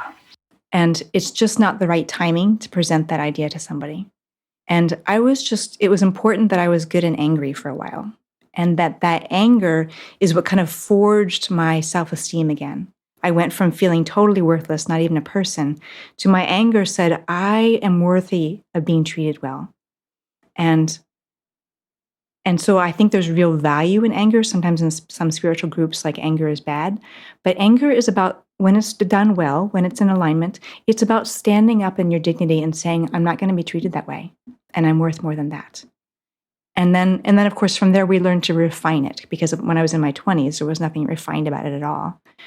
But I just want to say, if people presented the karma idea or like, oh, you got interesting lessons to learn, when I was in that really gritty years of trauma healing, that was not of service to me. And that was only something I could embrace much later on my own. And, now I can kind of joke like, wow, I must have been really competitive when I was incarnating, standing next to somebody who was saying like, well, I'm going to, have all these difficulties and I'm upping the ante. And our guides are like, whoa, you two separate. Yeah, it can be very heartless and glib for people sometimes spiritual people. Somebody will get cancer and they'll say, oh, it must be your karma, or you wanted this, you signed up for this and all. And it's really not compassionate speech to speak that way. Right. And I think some of that comes from wanting to distance ourselves from suffering. And that when people flip into that blame, that they're saying, oh, I must be immune. I'm not going to get cancer. And you did something wrong, therefore you got cancer. And it's kind of an illusion that we're safe, because we're all vulnerable to illness. We all have physical bodies. And there I think is a really great point to make about the difference between empathy and compassion. And so empathy is when we're doing what I said before about feeling the internal state of another, like being able to sense their brain, sense their nervous system, sense their emotional body. And if they're in distress, we will go into, it'll activate our amygdala, our fear center, and we will go into distress also. When we shift over from empathy, which is just feeling the state, over into compassion, which can be as simple as, I wish the relief of your suffering. Or if we're able to take action, I take action for the relief or the prevention of your suffering. We shift into dopamine and oxytocin. So oxytocin is the chemical of connection. Dopamine is the reward pleasure chemistry. And so for so many people who are highly empathic, it's about the practice of shifting over into compassion. And so if I drive past, say, a teenager who's looking, really distressed, I can sense their distress, and then I just do a little prayer. I wish a safe person in your life. I wish someone who really gets you. I wish you the shelter and the resources that you need. And then I'm done. And I'm not empathetically still taking them with me. Because so much of what people come to me for is learning boundaries around, sensing others or being an empath. Yeah. I was impressed in reading your book about how perceptive or empathic you were, even as an 8-year-old, in terms of, sizing up the people you would encounter. Often within seconds, you'd sort of read the person and get a real accurate sense of whether they were safe or not safe. And even things like, there was some woman who you immediately sensed that she had like 3 children that she was responsible for. And so, if you were picking up on that stuff when you were 8, you must be picking up on a lot more now. Yeah, and I have pretty good choice around it most of the time. And what I found is that the more people disown their issues, the more it's out in their field, kind of the louder it is to me. And so I remember one time early in probably my second year of my practice, somebody sat down, and I usually kind of start reading people when they sit in the seat, and I couldn't get anything. And then I realized she was so owning her own issues that they weren't jumping out at me. And so the more we do our personal work, the more we kind of, look at our shadow and examine, what we need to look at, the more actually energetically safe we are. And, it's people who are projecting out their unowned self that it's messier life. And they're actually more vulnerable to kind of being read by somebody who doesn't have good intent towards them. Interesting, yeah. Incidentally, just as an aside, speaking of rock climbing and near-death experiences, I did an interview with a guy named Peter Panagori, who had a near-death experience while ice climbing on an ice wall in Canada. Mm-hmm. And there may be a movie coming about his whole experience, but you might want to watch that one. On that. Yeah, he and I are good friends. Oh, good, you know Peter. Okay, yeah. Great. Yeah. It's the beauty of the near-death conferences. Yeah, you meet these people, right? Yeah. Yeah. And I just want to say a statement on that too. The first one I went to, I think it was in Orlando, Florida, through IANS. And we were IANS is the International Association of Near-Death Studies, yes. Right. And so there was a dance party, and they were, Anita Morjani was there, and they were playing Dancing Queen, which is the song that they played for her when she was in ICU. And so, and everybody knows each other's story. And so like everybody formed a big circle around Anita Morjani, and it was just this super fun celebratory thing. And I was laughing and I was looking around and I thought, Peter died of hypothermia. That person died of a medical error. Brother Ed died of several things, but like falling in the pool. And so, that person died of a kayak accident. And I just thought, this is the funnest party I've ever been to because everyone here is so grateful to be alive. Yeah. And later on, I was meeting with a bunch of them we were having lunch together. And Brother Ed was talking about, he was wanting to do the thing that ended up killing him again. And then another person who died of a kayak accident was like talking about wanting to go kayaking. I'm preparing to go back to Africa for the first time. Mm-hmm. And Jeff Olson was there talking about taking a long drive somewhere.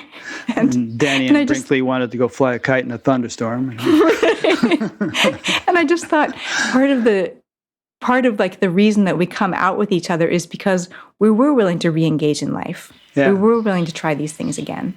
And, so I'm just really appreciating kind of the resilience that can oddly happen when we're broken open. Yeah, interesting. Yeah, maybe it makes you more confident because, first of all, you can't die.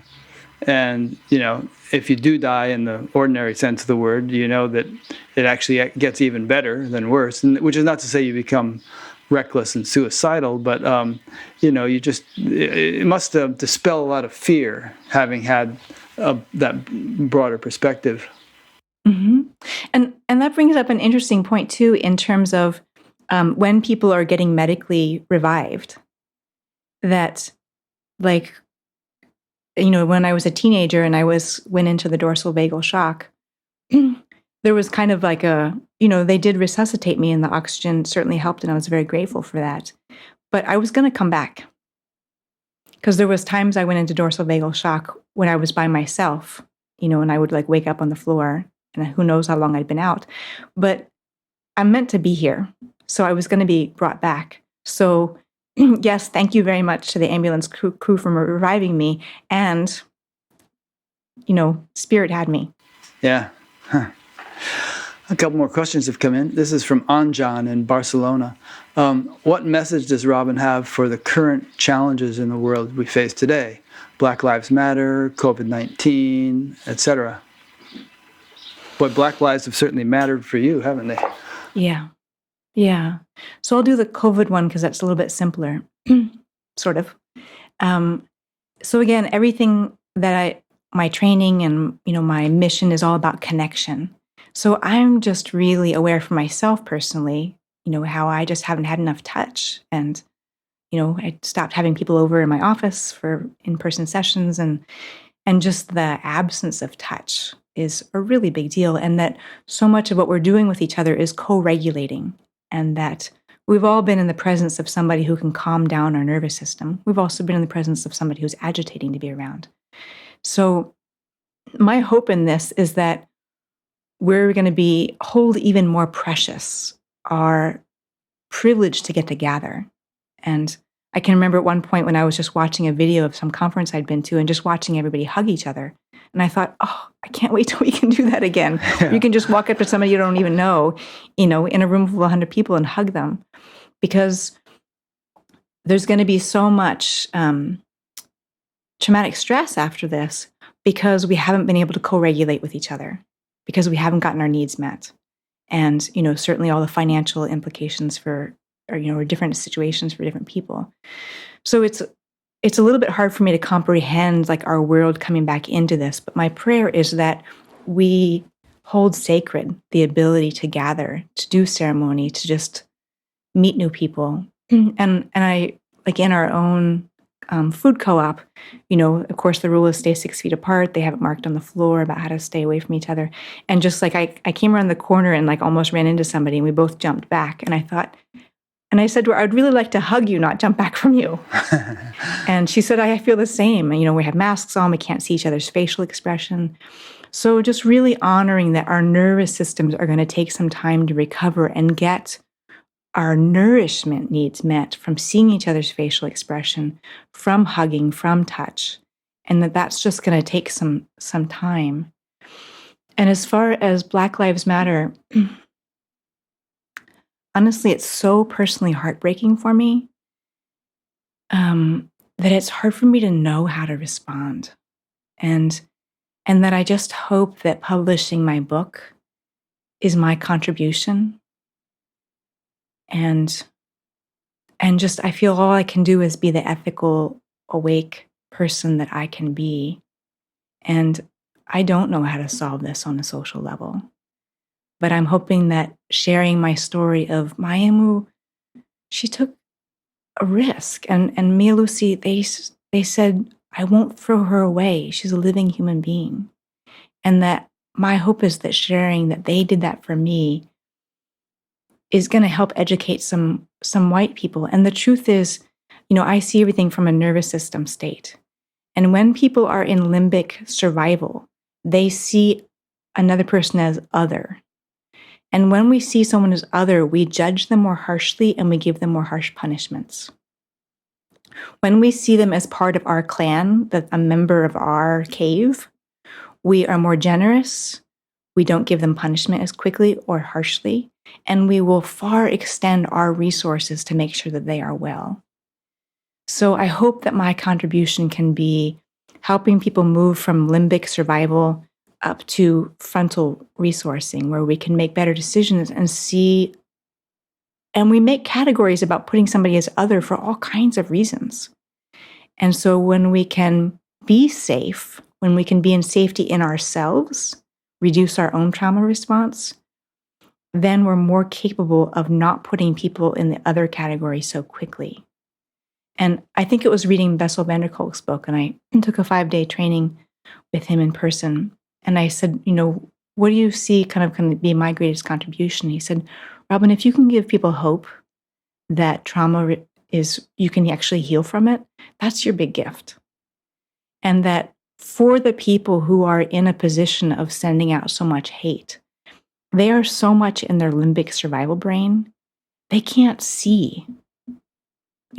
Black Lives Matter doesn't mean anything to them because they just go into, well, you're saying I don't matter. Because there's so much in just this limbic fight or, fight state. So it's really about healing as many nervous systems as we can. And that, maybe there'll be 10 people around that person to help them co-regulate into a less survival state, into a less hostile, defended state. Because cognitively, they can't get there. They have to get there through the nervous system being safe. Mm-hmm. Good.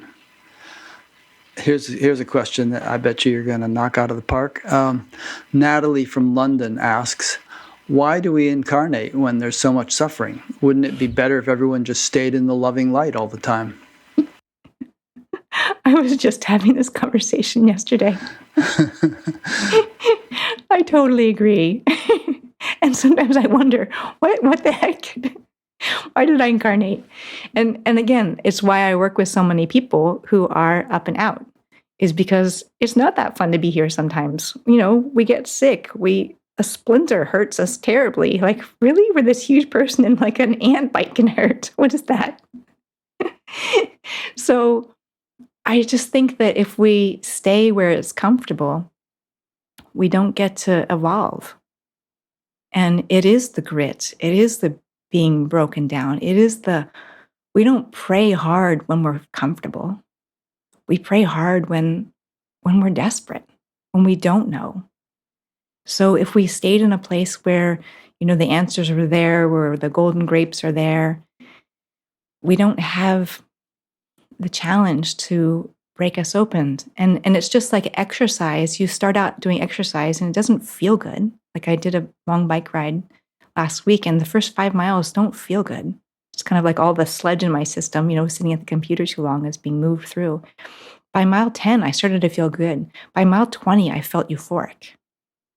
But, it's not hard to, it's effort to go bike 30 miles. And I felt sore the next day. So, but it's a challenge that I chose to keep myself well.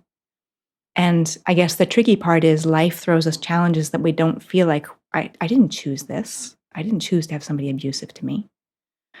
But when we can do the healing work, when we can do the embodiment, then we get to make meaning of it. And then we get to be of service to other people. And to me, that is the glory. And, if you asked me when I was face down in the dirt, is anything going to come from this? I would say no. If you asked me when I was, having to leave college and I was 19, I was going into a trauma treatment center, I wouldn't have said this is great. But now that I have gotten to be of service to thousands of people, I am grateful for it. Because when people are in trauma recovery, this isn't something I just intellectually relate to. I know this. I know this in my every cell. And I have total faith when other people don't, because I've done it. And I remember when I was giving a talk to a shelter staff, and they said, "How can you have faith that healing is possible?" And I thought, because I'm doing it. Because it's working, and because I do have love in my life, and because my health has gotten better. I'd like to give Natalie an answer too, and reword her question slightly like this. Why does God manifest the universe when there's so much suffering in it? Wouldn't it be better if God just stayed in the unmanifest state, in a state of totality and completeness? Why go through all this fuss and bother? And it's because, in my understanding or opinion, that there's an evolutionary process which results in something that's more than there's like two infinities end up being created. That's more than just one infinity, and God as a living reality, which is what we are, which is what we are experiencing, is more fun than God in merely an unmanifest state. And Irene is making snorting noises. Fun. Well, it's like, why did Shakespeare write both tragedies and comedies?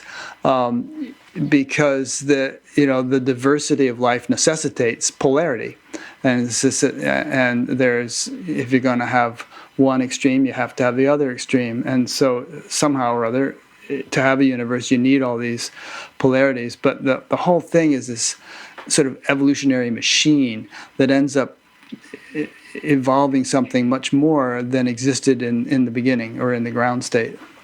Mm-hmm.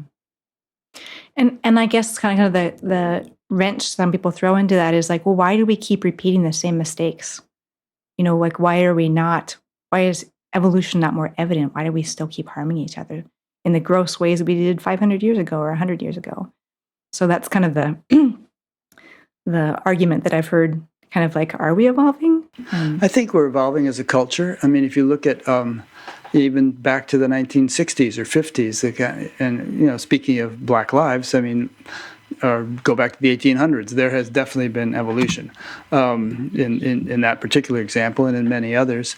But also, we are not the same people. I mean, new batches of people come along, and maybe they have to learn the lessons that we already learned some lifetimes ago. We go on to new lessons. Right, I agree. Because I worked with one young man who, he had a crazy amount of concussions. And because he was doing things like extreme skiing and jumping out of planes and that kind of stuff, fire jumping. And when I put my hands on him, I thought, this is his first time being human. He's been a bug before, and he thinks he can still jump off things and be fine. Interesting, yeah. Here's another question that kind of relates to some things we've been saying. This is from Lisa in Mount Shasta. are you able to read if someone has unhealed trauma that they are unconscious of or have repressed? How do you work with repressed memories? That's great. And hi, Lisa. You know Lisa? Yeah. Okay. She's made my website beautiful along with John's help. Oh, good. So very much. That's kind of the beauty of using my abilities in intuition as an empath, is that not only am I able to read people's trauma this lifetime, in the past couple of years, I've been able to trace back generational. And so, I can sit with somebody and say, okay, this happened in your lifetime, and 2 generations ago, grandfather, maternal side, this happened. Like I just worked with somebody who their grandfather had a brain injury and he became violent and aggressive because of his brain injury. And I realized it was showing up energetically for the grandson. And it really helped decrease the blame around, why he had mental health issues. So I'll just give an example of one person I worked with. Her son had come back in her life, and he had also had trouble with drugs. And she started getting headaches. And she couldn't figure out why, now that he was back in her life, she was getting headaches. And so I looked at her, and I can see inside in people's anatomy, I saw the base of her skull, her occiput right side, and then I saw contraction there. I won't do all the anatomy, and then I saw a little movie of her being pushed backwards and falling onto a wooden porch. And I said, so was there a time where you felt unsafe and you got pushed and you landed on this porch and it was wood and you hit the back of your head? And she said, oh, that was the kind of break of my son's first violence from his mental health issues. And he pushed me and I did get a head injury. And so we talked about the key for her was having boundaries now that he was back in her life. Because the truth is, even though it was her child, she didn't feel safe with him because he was physically bigger than her. And that her headaches were giving her information to remind her he was violent towards you once. And you do need to have a safety plan here. Huh. Interesting. Well, is there anything that we have left out? Anything that you didn't get a chance to say that you think you'd like to say before we wrap it up? I just want to kind of complete that thought. In terms of working with repressed memories, it's all about the pace that is appropriate for each person. And that there's no rushing in any of this because it's all about nervous system stability and nervous system resolution. And that if somebody's not very resourced, I'm just going to make sure they're eating better first. That they have more support first. So it's all about the, really knowing what's medicine for this person today. And then I just have my little note to mention the Near-Death Experience Summit that's coming up in August. Tricia Barker is the organizer of that. And that's an online event. And I'll put it on my website at some point. And also if people want to, I'm on Facebook. If they want to say hello to me on Facebook, then you'll see the Near-Death Experience Summit on my Facebook page. Okay, and this is 2020 right now, so people will be watching this years from now. So, but in any case, your website is robinlandsong.com, right? Mm-hmm, correct. And I'll link to that and to your Facebook page on your page on batgap.com so people can find it. And my book is in the final stages of being edited. My next thing is to get an agent and publisher, and then I hope to get it out to people. Yeah. People have been asking for it, which I super appreciate. Well, it's good. I'm enjoying it. Okay, and I read a lot of books. It's a good one. Good. I'm glad. Yeah. Well, thanks, Robin. I've really enjoyed getting to know you and having this conversation with you. Yeah, and thank you so much for doing your work and bringing all these people to get to meet the world. Yeah, it seems to be my function, my dharma. Beautiful. Yeah. All right. So thanks to those who've been listening or watching. Go to batgap.com and check out the menus, and you'll see some things there you might want to do, like sign up for the audio podcast or check out, past interviews, make a donation if you want to. There's some various things if you look under the various menus. So appreciate your time, and stay tuned for the next one. Next will be a fellow named George Middleton, and the week after that will be a guy who has been working with a whole group of people, I think it was at the University of Arizona, to actually build some contraption of some kind which enables some sort of communication with Mark the other Pitstick. side. Yeah, Pitstick. He's come up. You know him? Yes, I've met him at conferences too. Yeah. So He's an interesting guy. I think you'll enjoy that one. Yeah, I think so. It's fun. Every week is a new package, a new Christmas present to open. Perfect. Yeah. Well, this has been a total delight, and I'll say thank you in Venda, which is Rolez-vous. It almost sounds French. Might be through my American mouth. Great. Well, thanks, Robin. All right, bye-bye. We'll be in touch. Bye.